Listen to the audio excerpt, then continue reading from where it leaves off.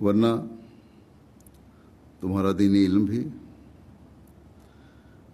بے فائدہ ہے، اور اللہ تعالیٰ کی طرف بلانے کا عمل بھی اللہ تعالیٰ کی برکات اور بہتر نتائج سے خالی ہوگا اگر اپنا عمل نہیں۔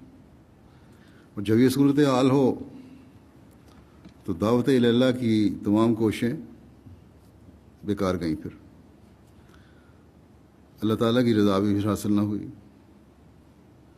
اور پھر تیسری خصوصیت یہ بیان فرمائی کہ حقیقی مومن یہ اعلان کرے کہ میں کامل فرمانبرداروں میں سے ہوں، یعنی اللہ تعالیٰ اور اس کے رسول کے احکامات پر کامل ایمان لاتا ہوں، اور نہ صرف ایمان لاتا ہوں بلکہ ان کو اپنی زندگیوں کا حصہ بناتا ہوں۔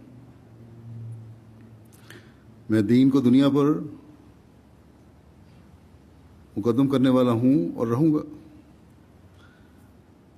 فرمانبرداری میں خلیفہ وقت اور نظام جماعت کی اطاعت اور فرمانبرداری بھی آ جاتی ہے۔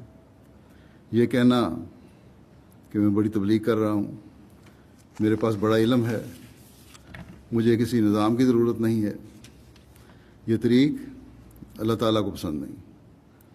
اس زمانے میں اللہ تعالیٰ ایک جماعت قائم کرنا چاہتا تھا اور اس نے قائم کر دی، بس اس کے ساتھ جڑنا ضروری ہے۔